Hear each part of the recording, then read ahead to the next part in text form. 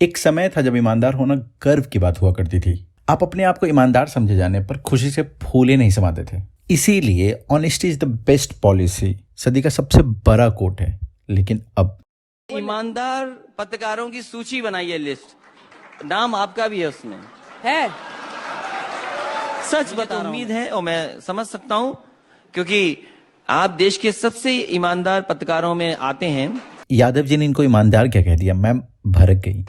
ये जो बार बार आप कीचड़ उछालने की कोशिश कर नहीं, रहे हैं, कीचड़ नहीं उछाल रहा हूं। जैसे इनको कोई चोर कह दिया हो। खास शब्द का प्रयोग करके आप ईमानदार ईमानदार बार बार बोल रहे हैं, ये कटाक्ष करने की क्या जरूरत है? अखिलेश भी बार बार इनको यही समझा रहे थे कि ईमानदार कहकर वो उनकी तारीफ कर रहे क्यों हैं। जरूरत? अगर तारीफ भी बुराई लगने लगे तो मैं क्या करूं बता? आप उसको कटाक्ष की तरह कर रहे हैं। ये है। मेरा ये धर्म है कि मैं आपसे सवाल पूछूं, मेरा ये धर्म है मैं बीजेपी से पूछूं, और बस अंतर यह है कि विपक्ष के सामने आप ऐसे और बीजेपी के सामने आप ऐसे होती है और आपकी ईमानदारी तो बस यहाँ से दिखती है। मैं हूं अंजना जरा जहां पना की तारीफ तो इनके मुंह से सुनो। I remember when I was interviewing Prime Minister Narendra Modi, he makes direct eye contact.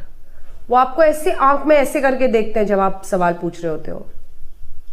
वो आपको ऐसे आंख में ऐसे करके देखते हैं जब आप सवाल पूछ रहे होते हो।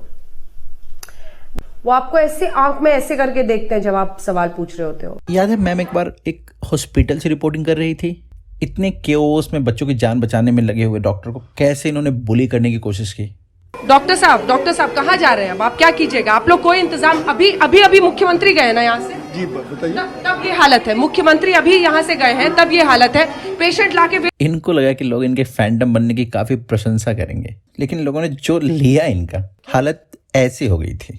इन सब के बीच अब जैसे जैसे आपके सवाल इस मुद्दे पर आएंगे, क्योंकि कई लोग सोशल मीडिया पर मेरी रिपोर्ट को गलत रंग देने की कोशिश कर रहे हैं। जर्नलिज्म के नाम पर ये क्या करते हैं ये सबको पता है और कॉन्फिडेंस इनमें ऐसा है जैसे यूएस प्रेसिडेंट हो। थैंक्स टू स्नेहा दुबे जो इनको इनकी जगह याद दिलाती। मैंने गर्व के साथ सुना है।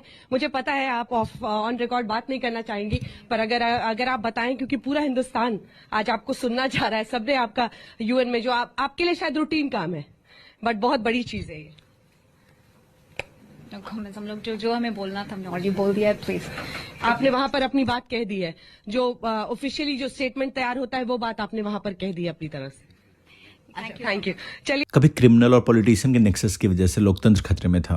आज जर्नलिस्ट एंड पॉलिटिशियन के नेक्सस की वजह से लोकतंत्र खतरे में है। Clearly you can see in just 10 years who has replaced whom, and trust में this nexus is more dangerous. पर कुछ भी कह लो, इंडियन हिंदी मीडिया इंडस्ट्री में इनकी पकड़ 60% से भी अधिक है और दिन प्रतिदिन इनके मुंह से निकला हुआ कूड़ा लोगों के दिमाग में भरता जा रहा है।